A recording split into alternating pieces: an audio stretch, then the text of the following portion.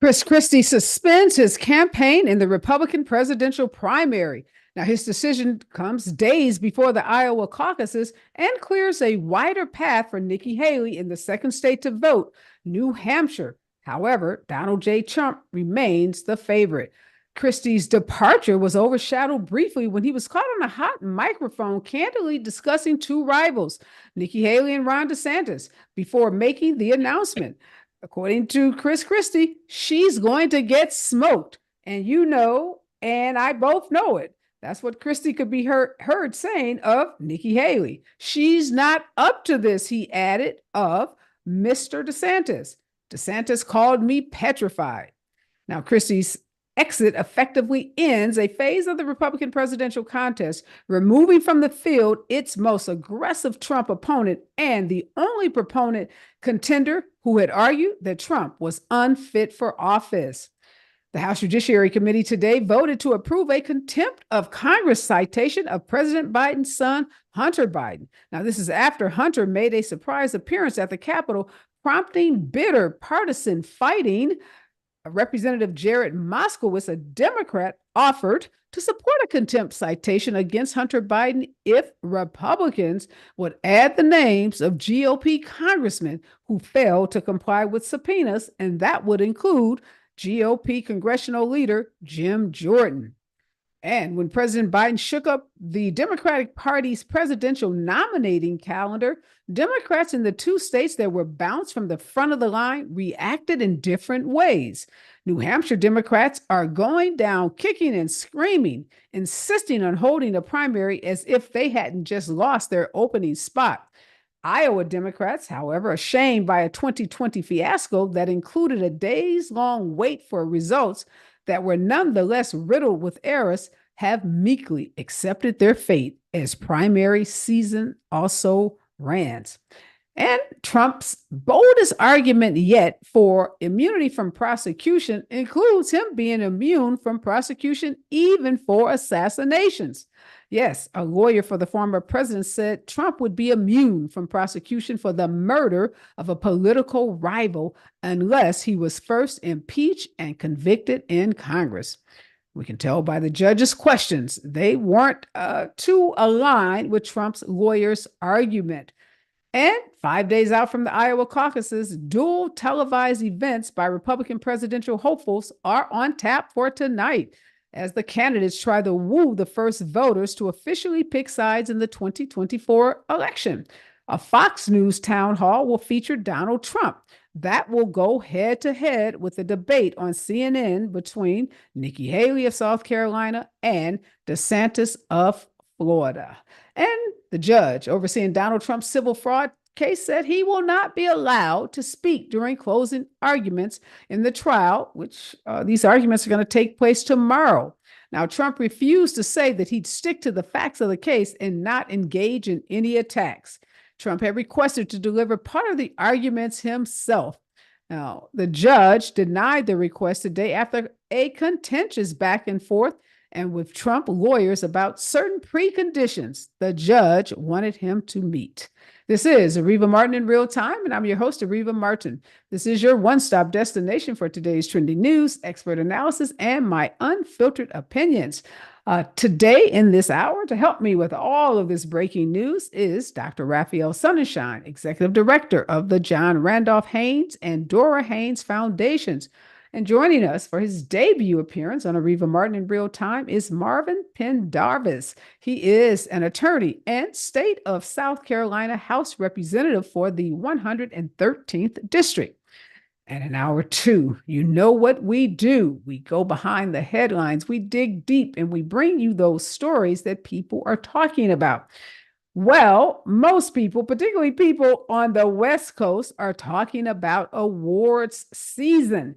Yes, it's already begun. You may have watched the Golden Globes over the weekend, but for many, this is their favorite time of the year as celebrity, artists, and filmmakers and producers come together in one place to receive accolades and provide the audience with iconic moments and lots of unexpected crossovers and lots of chatter on social media. This week is the Critics' Choice Awards. And although there were exceptional African American movies and movies that catered to Black crowds and had mostly Black actors in 2023, only one of them has been nominated for a Critics' Choice Award, and that is The Color Purple. And bravo to The Color Purple. No disrespect, but what about American Fiction, Rustin, 1001, and so many other movies that catered to a Black audience? Why weren't any of those movies nominated for a Critics' Choice Award? Well, we're going to have two film critics join in hour two, and they're going to help us understand how The Color Purple is the only Black movie that has been nominated for a Critics' Choice Award. They're going to talk to us about some of the actors, including Sterling K. Brown, Daniel Brooks, Coleman Domingo, and others who have been nominated in different categories, and what these awards mean for Oscars, which is the big prize in the awards season. So make sure you stick around. We're going to be talking about some of your favorite movies and some of your favorite movie stars. But before I bring on my guest, here's what I'm thinking about in real time. Most of the news has most of us cringing. Sometimes scared to get out of bed, scared to leave our house. The news can be so negative. Well, today I read one of the best stories I've read in a very long time, and it involves a Democrat and a Republican and a Black man and a white man. And all of this goodness, all of this sappiness, all of this joy happened inside of a state capitol. Now, when we think of state capitals, you may think of January 6th and the invasion of our capital in DC. But today, Don Scott, a Democrat, was posing for photos with everyone in this packed house in the State House of Virginia. Republicans were there, Democrats, Don's families, relatives of all of the delegations, because they all wanted a keepsake, because today was a historic moment. Don Scott, a Black man, became the first African American to hold the position as Speaker of this House in 405 years. In the 405 years of Virginia's history, they have never had a Black man to be the Speaker of the House. And this is no ordinary Black man. This is a Black man with what some folks would say a past. Some would even call a sordid past. Wow. There's someone in that packed house today that they did not expect to see. And people were shocked to see, and it was a former governor for the state of Virginia, Governor McDonnell, a Republican. If you recall, Governor McDonnell left office in disgrace in 2014. He faced indictments and eventually he was convicted on federal corruption charges. Now, his corruption charges were overturned on appeal, but he's been keeping a pretty low profile. You've been indicted, you've been convicted. Even though you went on appeal, it's not a happy day for you. It's not a happy time. So he's been kind of low key. But McDonnell was invited to this ceremony today because he was the governor who a decade ago restored Don Scott's voting rights. See, Don Scott served nearly 8 years in federal prison for drug-related charges. He was convicted on drug charges. And it was Republican Governor McDonnell that restored his rights to vote. Now, Scott was not your ordinary drug trafficker. He got his law license. He met the love of his life, a dentist who he's married to now and has a child. He went on to become a very successful defense attorney. He then won an election to the House of Delegates in the state of Virginia. And now Don Scott, the convicted felon, turn his life around, go to law school, become a prominent lawyer, get elected to the state house, is now making history. And he didn't want to make that history alone. He invited McDonnell to be there. Because see, this is the man that technically made it possible for him to be in this position today. And he had never met Governor McDonnell in person. And you can imagine the tears that were rolling down the eyes of everyone, including Scott's mom, who was in a wheelchair in the back. of the galley, and his wife who was there, the dentist, his daughter that was there. And when he met Governor McDonnell, Don Scott said, "Thank you, thank you, thank you." And again, hugs, lots of cheering, lots of crying of joy, lots of tears of joy. And this day, a day of redemption, that was the theme. Don Scott, whose life was turned around, and now Governor McDonnell, that has an opportunity to turn his life around as well. Don't hear stories like this often. Black man, white man, Democrat, Republican, coming together, hugging, greeting each other, thanking each other, praising each other in Virginia. That's the kind of story I hope to see more of. But when we come forward, it's going to be more up to date trending news and not stories like this, but we're going to bring it all to you right here on KBLA Talk 1580. Stay with us. Listening to Areva Martin in real time on KBLA Talk 1580. Areva, you saw my note? So, what are you doing this Friday morning? How about you come join the KBLA delegation as we make a historic announcement and unveil our climate justice campaign for 2024. You'll be assembled for this major press conference along with LA Mayor Karen Bass, Ben Jealous, Executive Director of the Sierra Club, and a host of other public and private leaders who are joining us on this journey to justice, climate justice. We can't think of a better way to kick off the Dr. Martin Luther King Jr. holiday weekend, linking social justice and climate justice. So, come join us this Friday morning at 10:30 a.m. at the beautiful MLK Memorial Tree Grove at the top of Kenneth Hahn Park off La Cienega. Once again, that's this Friday morning, January 12th at 10:30 a.m. as we take on the task of elevating the climate conversation by amplifying the voices of those who are most impacted by the climate catastrophes we are all witnessing in real time. KBLA delegation, we hope to see you this Friday morning at KBLA Talk 1580. Climate is king. Climate is king. That is king. That is king. There are many things to love about winter: cozy sweaters, celebrations, and family time. But winter can also bring many stressors, extra expenses, seasonal bugs, and so much family time. If you and your loved ones are feeling stressed or anxious this winter, CalHope can help. Check out our free mental health resource at calhope.org today. Jackson Hewitt has a plan to get your tax refund fast with a buck here, a buck there, here a buck, there a buck, everywhere a buck.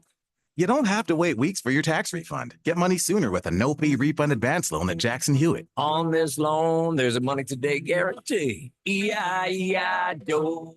Don't settle for chicken feed. Get fast bucks at Jackson Hewitt today. No-fee refund advance loans by Republic Bank offered to eligible clients. Money today guarantee if approved for a loan on a prepaid card. Details at jacksonhewitt.com. Jim Gaffigan here with some more Straight Talk. Now you can get a Walmart Plus membership, plus not pay for it, because it's included with Straight Talk wireless plans. You get free delivery with Walmart Plus a Paramount Plus subscription included. Plus, you pay less for gas. That's a lot of pluses. Only Straight Talk gives you unlimited 5G data and Walmart Plus included on select plans for free. Straight Talk Wireless, available at Walmart. Requires service on Gold or Platinum Unlimited. One offer per eligible account. Paramount Plus Essential Plan only. Separate registration required. Additional terms apply. Use disorder and addiction is so isolating.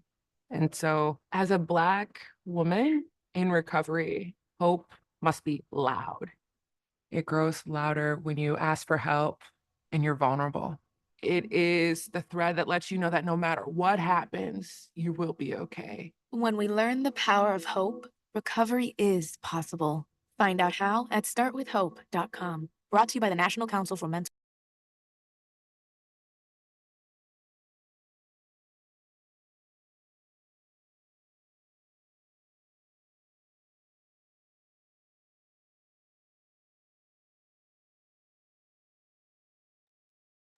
We are back, and Dr. Raphael Sonnenschein, Executive Director of the John Randolph Haynes and Dora Haynes Foundation, is joining us, as well as Marvin Pendarvis. Marvin is an attorney and State of South Carolina House Representative for the 113th District. Welcome, Rafe. That's Thank his you. name that we get to call him when you're his friend, and I'm one of his friends, so I get to call him Rafe. His mom gave us permission to do so.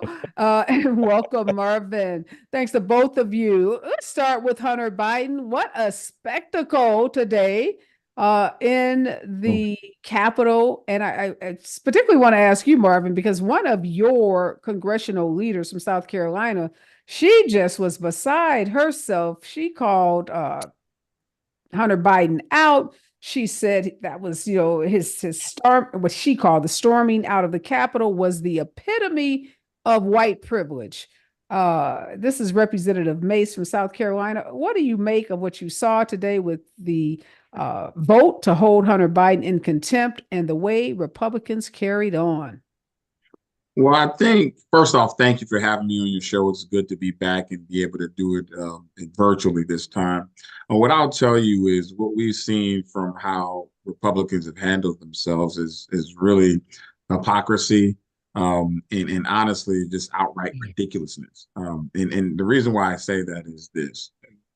Hunter Biden offered to testify publicly in front of the committee. He offered to testify publicly. And so for Nancy Mace and any other Republicans who were calling him out to say that he's a coward and asking what is he afraid of, well, my question to them is, what are they afraid of? He's offered to testify. He showed up. I'm so glad he showed up in that committee meeting when they had threatened to have him arrested and hold him in contempt, to say, I am here. I'm willing to testify. Ask me whatever questions you have to ask me in front of the American people. He availed himself of the committee. He wanted to make it public. They've made this a public spectacle up to this point. And now they want to go behind closed doors and try to conduct business. No, make it public. Let the American people see the witch hunt that you're on. But it's obvious that they're the ones that have something to hide. And it's unfortunate, the display that we saw in Congress today. You raise a good question, Marvin. Rafe, what do they have to hide? What are they so afraid of? I would presume it's the fact that there's no there, but beyond that, what are they afraid of? They being Republicans, why won't they conduct public, hearings and ask their questions and try to gather the information they want from Hunter Biden so that the American people can see it? It's really very simple. Basically, they want him to testify behind closed doors so that they can release their own version of the testimony.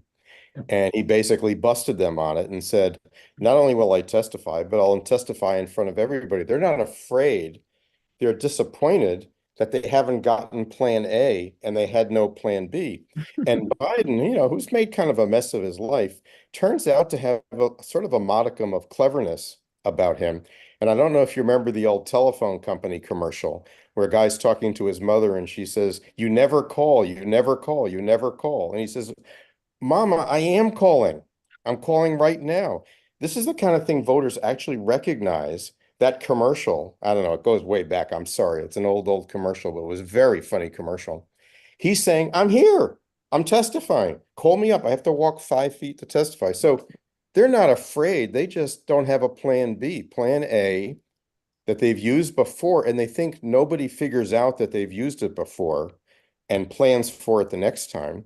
Was you testify in private and we release a selected transcript and then you have nothing to say. It's he said, she said, Right. she said. Well, they leak selective portions and then they spin, and let's just call it what it is. They lie.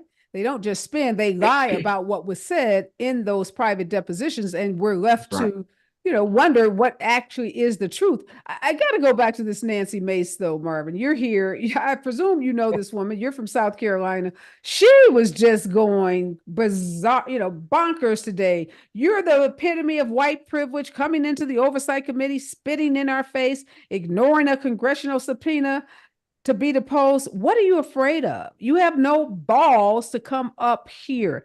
This is a woman. Did she have that level of outrage when Jim Jordan defied a congressional subpoena when he was not held in contempt? This is the same woman that went off on Biden on Monday, said he should not have been at Mother Emanuel Church giving that speech.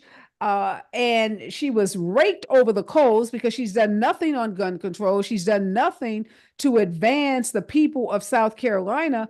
And yet she is saying he's the epitome of white privilege. Is she looking in a mirror or what?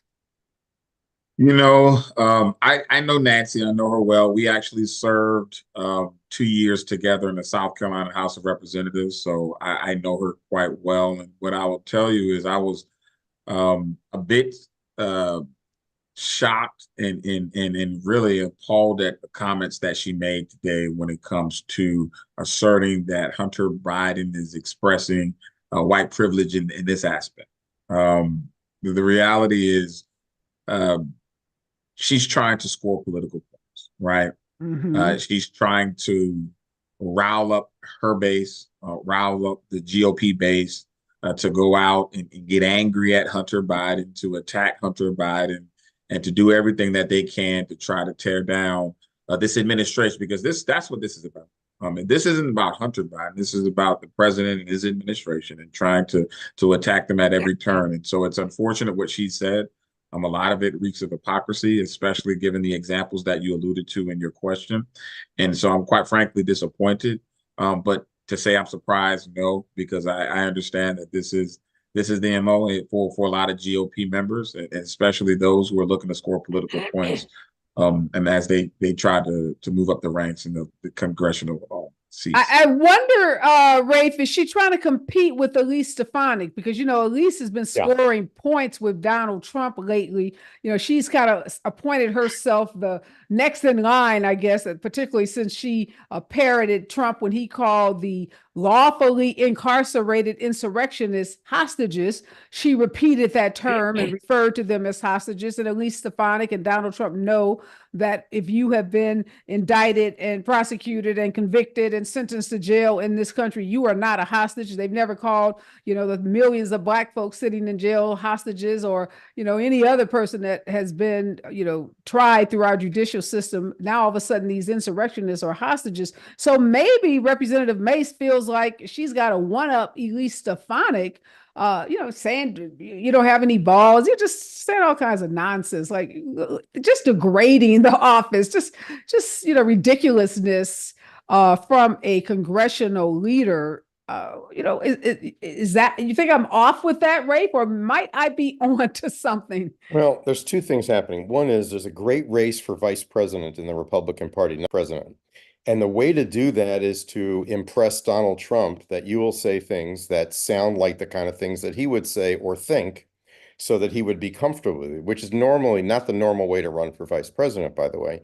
The other thing that's happening, though, if you listen to Republican strategists, they are in total shock by this oversight committee, which they think is a catastrophe. For one thing, it's providing a platform for some of the best Democratic speakers. I mean, speakers with a small s, people who can interrogate, who are really skilled, who are just jumping all over the leaders of the committee. But really, this is performative politics to, I think, not just to impress Fox, although I think that's part of it, because Fox isn't sure, but to impress Donald Trump. And Stefanik is kind of in the lead right now. So if Donald Trump says something at 5 p.m., at 8 p.m., Stefanik will say the same thing. So that's a tough race. You got to catch up with that. You've got to get ahead of it. It's wild to watch. And it probably appalls a lot of the Republican strategists looking at swing voters or whatever that is, in various parts of the country, thinking it looks pretty silly.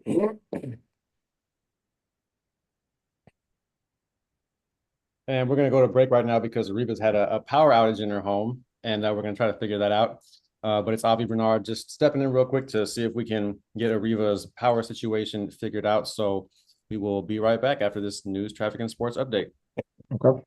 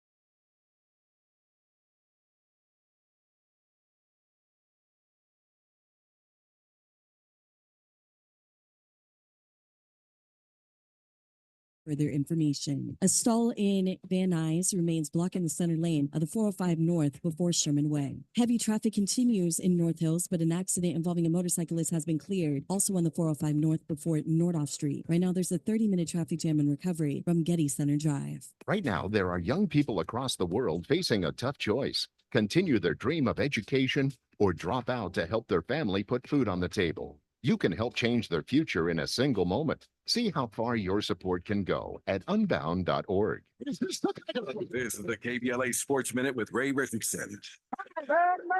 The USC men's basketball team is back on the court tonight. The Trojans are at home against Washington State. Another opportunity for Trojans Nation to see freshman guard Bronny James and to see if his minutes will go up. LeBron's son has been averaging 18 minutes off the bench since rejoining the team. Doctors have Bronny on a minutes restriction after his recovery from a cardiac arrest in July. Tip-off tonight at 7:30 on Fox Sports 1. Top 5 college women's basketball teams in this week's AP poll: South Carolina, UCLA, Iowa, Baylor, and Colorado. USC is ninth. On the men's side, Purdue, Houston, Kansas, UConn, and Tennessee. Regardless of how the Rams do Sunday night in their playoff game at Detroit, Rams defensive coordinator Raheem Morris is expected to be a top candidate for NFL head coaching jobs. We'll keep you posted on Morris' situation. No debates, no speculation, just the info you need. That's your KBLA Sports Minute. I'm Ray Richardson on KBLA Talk 1580.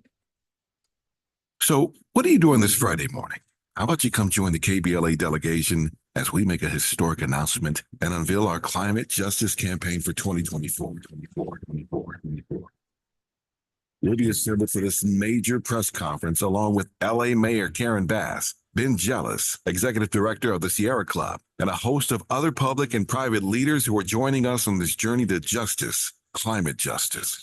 We can't think of a better way to kick off the Dr. Martin Luther King Jr. holiday weekend, linking social justice and climate justice.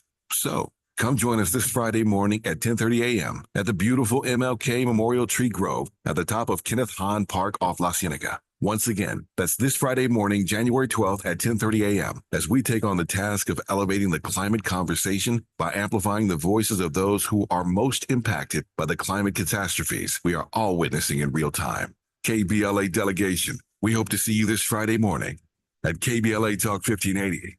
Climate is king. Climate is king. Climate is king. Climate is king. Pizza's here. Oh, great. I'd love some, but I'm worried about my stomach issues. If you're worried about having diarrhea, gas, bloating, stomach pain, or loose, oily stools, it may not just be stomach issues. It could be a condition called exocrine pancreatic insufficiency, or EPI. With EPI, the pancreas doesn't release enough enzymes to break down food, but EPI is manageable. Use the symptom checker on identifyepi.com and talk to your doctor. That's identifyepi.com. Sponsored by AbbVie. It's game day at Jim's house, and the spread is impressive. Mike's already done some damage with the hot wings, and now he's dropping back and going deep for another slice of pizza. I sure hope he brought the Pepto. Mike knows the Pepto-Bismol provides fast 5-symptom relief from unexpected stomach upsets. He's no rookie. The way he's throwing back those nachos, he's the GOAT. Be ready for game day with Pepto-Bismol. When you have nausea, heartburn, indigestion, upset stomach, diarrhea. Use as directed. Keep out of reach of children. KBLA Talk 1580. KBLA Talk 1580 believes in community empowerment. LA's 99 neighborhood councils form the grassroots level of the Los Angeles city government. The system was created to connect LA's diverse communities to City Hall. While neighborhood council board members are volunteers, they are also public officials elected to office by the members of their community. Neighborhood councils advocate on issues like homelessness, housing, land use, emergency preparedness, public safety, parks, transportation, and sustainability. They also provide local expertise on the delivery of city services to their various communities. Neighborhood councils are open to participation by anyone who is a part of the fabric of daily life in said community. This includes those who live, work, or own property or a business. If you are interested in stepping up to join your local neighborhood council, visit www.empowerla.org. That's empowerla.org. It's time to think globally, but act locally. This is a community call to action from KBLA Talk 1580. I tried to quit smoking cigarettes probably hundreds of times over the years. 2 or 3 days into quitting again, I go get into a vehicle And guess what? There's a pack of cigarettes in there. I mean, I've got the unlit cigarette in my hand. And I said to myself, why do I even try to quit if I'm going to cave so easily every time? Something clicked in my head that told me I can do this. Every attempt is part of your story to quit for good. Visit Kick It California today at kickitca.org. KBLA Talk 1580.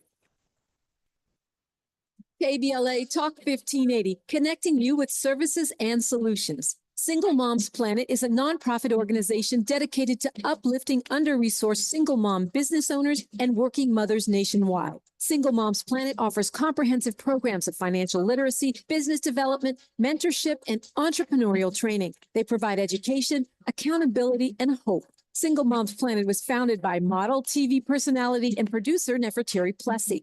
Nefertiri felt firsthand the challenges that face single moms as she was raised by a working single mother. She learned that the most disadvantaged group in the United States are single mom families. According to the U.S. Census, 30% live under the poverty line. So she decided to do something about it, along with co-founder Cole Patterson. Their goal is to end the poverty cycle in single mother households through education, opportunity, and networking, providing family and child enrichment programs for under-resourced single-parent families. Single Moms Planet serves over 10,000 single moms and their children each year. Studies show that business development and financial literacy provide a positive environment for children and families, exposing them to new possibilities and opportunities. To attend one of their fun events, make a donation, or get more information, or if you need help as a single mom, please visit singlemomsplanet.org. That's singlemomsplanet.org. This is a community call to action from KBLA Talk 1580.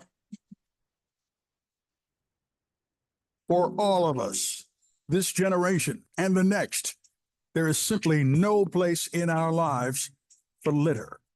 And yet, it's everywhere we look. And unfortunately, it does belong to all of us. So let's come together and create a litter-free, clean California once and for all. Remember to properly dispose of your trash and recycling. Secure truckloads with tarps to keep debris from flying out. Clean out your car when you're at a gas station. Take pride in your community by organizing a cleanup event or join a cleanup event near you. Zero litter is the goal. Join us at cleanca.com. That's cleanca.com. Let's do it together. Brought to you by Caltrans. cleanca.com.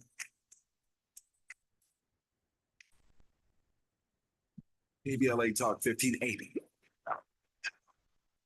KBLA Talk 1580 reminding you that we keep us safe. Pro Football Hall of Famer and urban peace pioneer Jim Brown believed in just that. So he founded the Amera I Can Foundation for Social Change in 1988, focusing on at-risk and high-risk youth in underserved schools and juvenile detention facilities, as well as adult incarceration and reentry initiatives. The core of the Amera I Can program is its 15-chapter life skills curriculum. Mastery of these skills allows individuals to meet their academic potential, conform their behavior to acceptable societal standards, and improve the quality of their lives by equipping them with what they need to confidently and successfully contribute to society. Today, the foundation is led by its president, Monique Brown, who has been actively involved in the organization for more than 25 years. The Amera I Can Foundation continues its work in memory of its founder, actor, philanthropist, and NFL legend, Jim Brown. To get involved or make a donation, please visit AmeriICanCommunity.partners. That's AmeriICanCommunity.partners. This is a community call to action from KBLA Talk 1580. KBLA Talk 1580 is the exclusive media sponsor of this light of ours, activist photographers of the Civil Rights Movement, a dynamic new exhibition on view now at the Skirball Cultural Center in Los Angeles. This light of ours showcases more than 150 photos taken by movement insiders from diverse backgrounds that reveal the vital work undertaken by a broad coalition of organizers and everyday people whose collective action changed America. This light of ours is one of 3 temporary exhibitions currently on view at the Skirball, which together explore issues related to civil rights, immigration, and pluralism. Tickets and more information for all 3 exhibitions are available at skirball.org. That's skirball.org. SKIRBALL.org.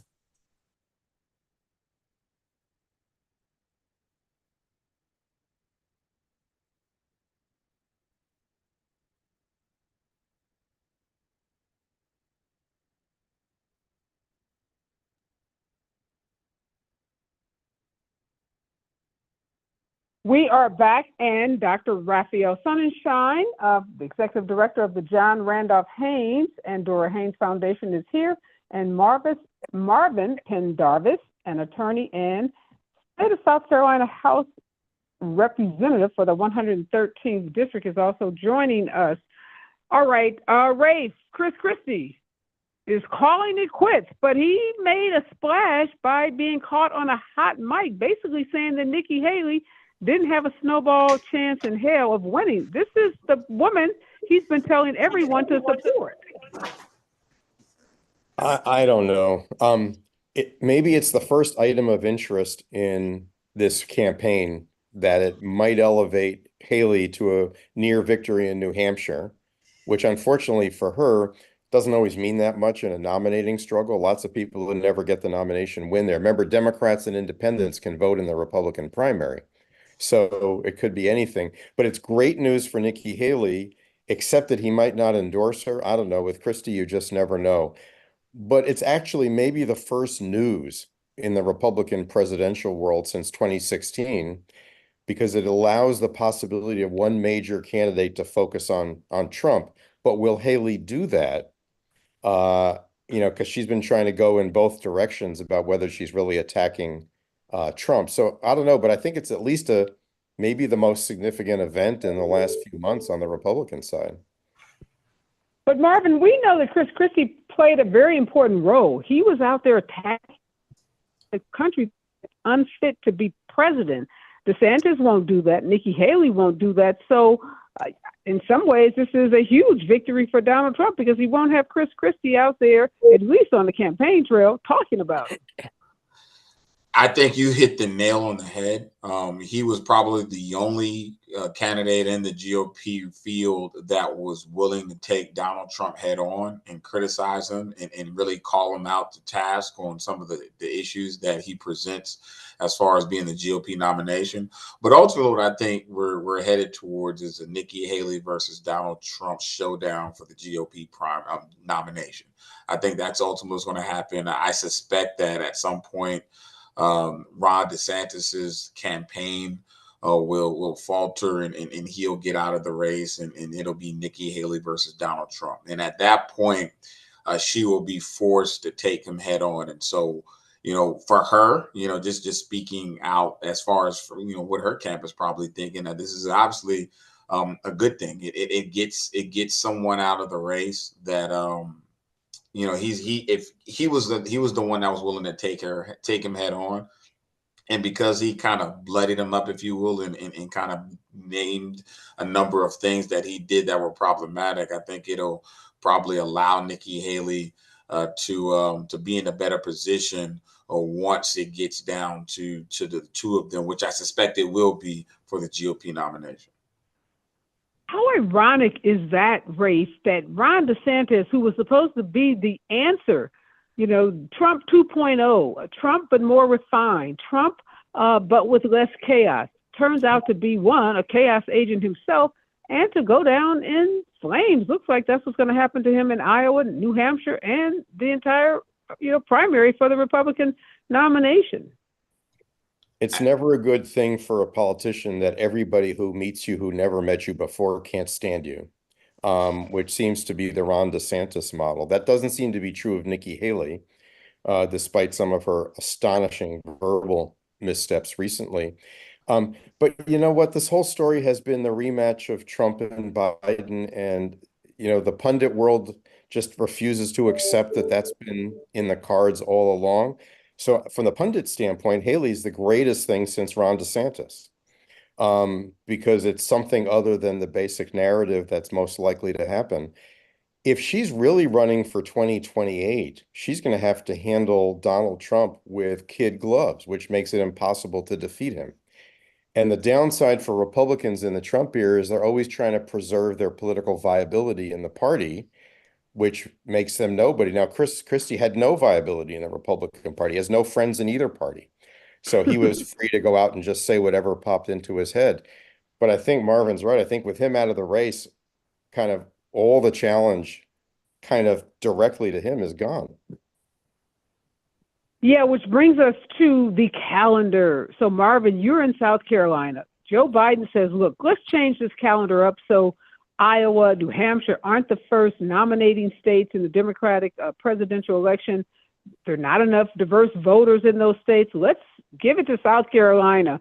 And Iowa meekly, humbly is accepting this change in calendar, but New Hampshire is being obstinate. They are not going down without a fight. They are defying the president of the United States. They're defying the president of the Democratic Party. What do you make of this, and what is this going to do for the Democratic nominations? Seems like we're going to be in turmoil headed into our convention in the summer. It's unfortunate what we're seeing from New Hampshire, and seeing how they've reacted to the news of the primary, and deciding that they still want to host one. What I will tell you is this: President, obviously, I'm from South Carolina. Being here in South Carolina as a state representative, we were pleased to hear that we were going to be moved up to #1 on the calendar. But I will tell you, as objectively as I can, that there's good reason why South Carolina was moved up. And when you look at the Democratic Party and you look up the basis for the party, those who show up to vote for the party, those who essentially carried Joe Biden to the presidency, you've got to look at South Carolina and say, is it more representative, or ask the question, is it more representative of the party than Iowa and New Hampshire, the states that have preceded it? And I think the resounding answer is yes. South Carolina is more representative of not only the current status of the party, but certainly where the party is going. And that has to be taken into account when you look at diversity, racial diversity in economic condition, diversity in background, and so many things that make up the Democratic Party is represented here in South Carolina, which is why I believe it was a smart move for the president's part to move it up first on the calendar.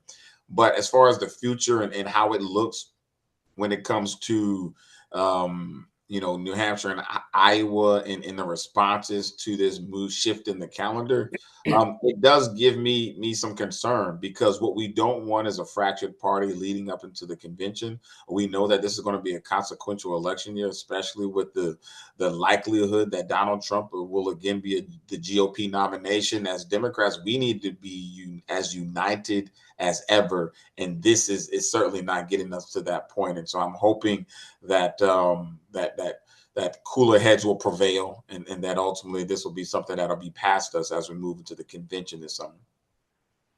Yeah, speaking of white privilege, Rafe, Nancy Mace accused Hunter Biden of, exhibiting white privilege. What's going on with New Hampshire? Marvin is so right. We have so many divisions. We are already fighting over the Hamas attack of Israel. We're fighting over student loan debt. We're fighting over so many other things. And now to have the party fractured because you don't get to go first, are they exhibiting white privilege? Are they acting like petulant children? What is going on with New Hampshire? Is it more important that they go first or we win the election? It's the Democratic Party, Areva. This is the Democratic Party. The Democratic Party is a big, noisy family having dinner and arguing and complaining. And then about 2 hours before the election, everybody pulls it together and says, wait a minute, there's an election and it's really important to do this. So we've all experienced this forever. And don't forget a second state, which is Nevada. Because if you add South Carolina and Nevada, with Nevada, you add Latino and labor strength to the party. Biden is actually very forward-looking, and he's taking a big risk. Everybody thinks he's so cautious. He's actually staking out a path to the future. I think a lot of this, I hate to say it, today's story isn't going to be a big story in 3 months. Even horrifying things aren't a story in 3 months anymore, because about 1 million more horrifying things are going to happen in the next 3 months. I guarantee it. But again, this is Democratic Party politics. It's not like the Republican Party, which is already falling in line behind Trump. Democrats generally support Biden, but it's going to take a long time to get kind of everybody marching in the same direction. That's right. Yeah, when we come forward, we're going to talk about that because a lot of Democrats are worried and, they're concerned about Black voters and young voters and labor and other key factors of the Democratic Party. And Donald Trump says he literally can shoot his opponent, kill them, still not face criminal charges in our judicial system. All of that and more when we come forward. KBLA Talk 1580. You're listening to Areva Martin in real time on KBLA Talk 1580. When you're young, life is full of choices. Don't let opioids like highly addictive and deadly fentanyl take away your life with just one wrong pill. Addiction is a disease that can affect anyone at any age. But there is a choice to get help for this disease. Find medically proven treatment options, including virtual, at choosemat.org. What's up? I'm Danelle Riley, FAMU alumni and creator of the HBCU Culture Shop. I am so proud of my new partnership with Black Beyond Measure and Target. They help me elevate community pride with my HBCU designs and continue to support Black creators and entrepreneurs with Target HBCU challenges, scholarship programs, and campus collaborations. Let's come together this homecoming season and beyond. Shop my brand and discover other Black-owned products at target.com/BlackBeyondMeasure.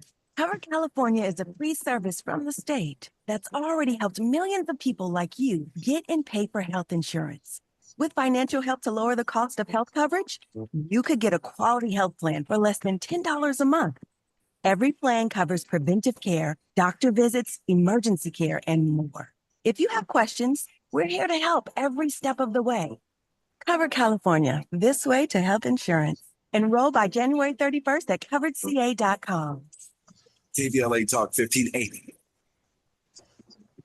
KBLA Talk 1580, connecting you with services and solutions. Stay Housed LA has the resources you need to know your rights and the legal support to back them up. The COVID-19 pandemic has cost people their jobs and livelihoods. This has left an estimated 1/3 of households not being able to make rent and facing losing their homes. This is a fear no one in our community should have to face. You have rights, though, and Stay Housed LA is here to help. Stay Housed LA is a partnership between the County of Los Angeles, the City of Los Angeles, and local community and legal service providers. Together, they provide tenants with the information and support needed to exercise their rights so they can remain safely in their homes. Find out more about your rights by participating in a virtual tenant workshop. Get the legal assistance you need. Find additional resources in Los Angeles County and the City of Los Angeles. Stay connected to Stay Housed LA County for updates. This and more at stayhousedla.org. Stay connected to Stay Housed LA for updates. This and more at stayhousedla.org.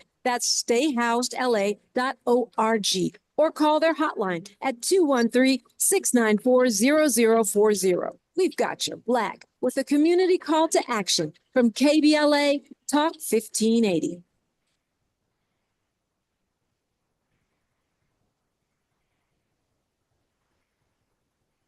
We are back, and in this hour, I'm talking with Marvin Pendarvis and Raphael Sonnenschein. We're talking about today's breaking news and the concerns that a lot of people have about whether Democrats are going to pull together in the way that you said, Ray. What are you hearing, Marvin? South Carolina is a critical state.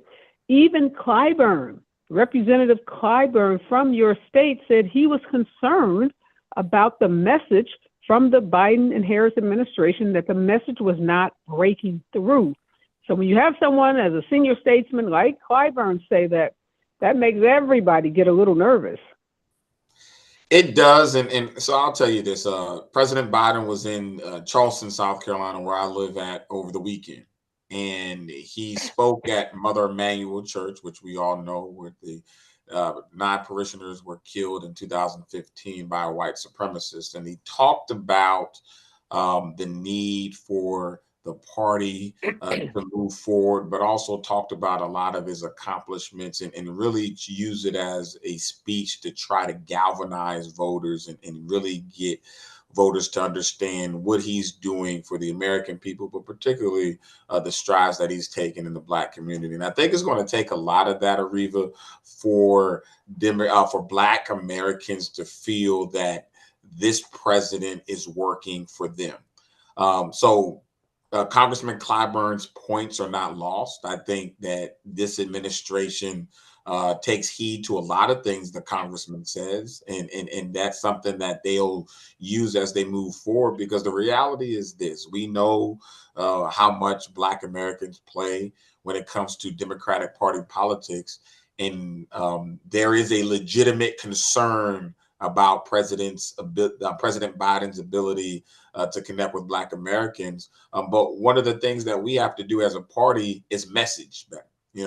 That's really the issue. Does President Biden have a Black voter problem? No, I think we have a messaging problem as a party. We have to be able to message effectively the accomplishments of this administration.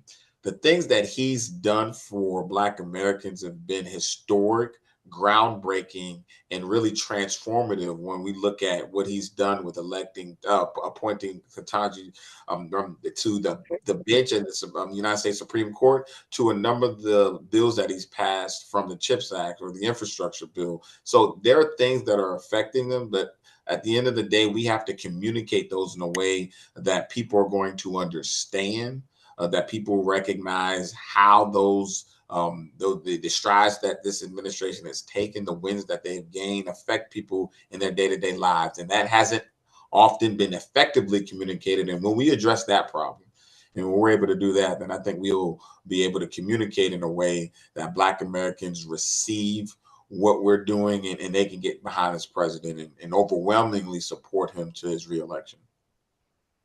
Well, I'm going to hold you and Rafe to that have all this optimism about Democrats coming together, even if it's at the 11th hour.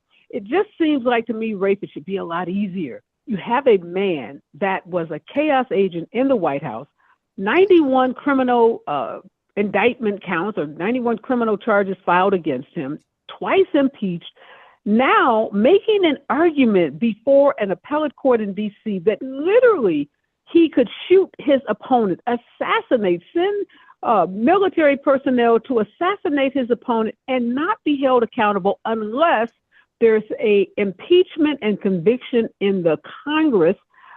His lawyers making that argument with a straight face. It's the same argument Trump made when he ran for office, years ago, saying he could shoot someone in the middle of Fifth Avenue and not be held accountable. Why isn't that kind of statement enough to make people say, I don't know what Biden did or didn't do, but I know this guy over here cannot be president again? Well, I want to repeat something Marvin said. You have to say it again and again and again. You can't just give one speech in one place. He's given 2 wonderful speeches in the last week or so. You just basically have to beat that drum every single day and in different locations, not just in the location of the group that you're speaking to, but for everybody, so that the group can see that you're saying that elsewhere as well in a really strong way. It is not true, as Democrats like to believe, that a word to the wise is sufficient. That has been the Democratic strategy for about 50 years. It is not true that a word to the wise is sufficient. A word repeated endlessly, clearly, directly, which is, I think, what I'm hearing Marvin saying. I think that's exactly what it takes. Repetition, clarity, simplicity. And you can't just, and by the way, Jim Clyburn made Biden a better candidate the last time out by withholding praise early on and not just handing praise over to him before the South Carolina primary. He was basically saying, we can carry you to the nomination, but you have really got to be at your best the rest of the way. And unless I'm wrong, that's what's happening, what he's saying right now. He's trying to help them get better. Yes, that's the thought. That's the belief that he's signaling to the party that we need you to do exactly what the two of you are saying, which is talk to the American people and tell them all of the wonderful and great accomplishments that the administration has been able to do, and make that message break through. There's a way that that message can break through, and hopefully the administration and the team around Biden are listening. We know the vice president is out on the road, said she's going to be out, beating that drum as well. It's just really scary when a former president goes into a court and says via his lawyers that there's no accountability, that he is above the law, and that there's nothing this country can do to hold him accountable. I mean, that's the argument he's making in courts all over this country, is he's immune because he's president. And if he's not immune because he's president, Congress has to convict him before, or that's the only recourse against him. Both hopefully rejected arguments, hopefully the appellate courts as well as our Supreme Court will reject those arguments. We are out of time. Thank you so much, Rafe. Thank you so much, Marvin. Always a pleasure to spend time with both of you. I'm a lot smarter as a result of it. When we come forward, more of Areva Martin in real time. We're going to be talking about those movies that everyone loves and the award season. Stay with us, KBLA Talk 1580.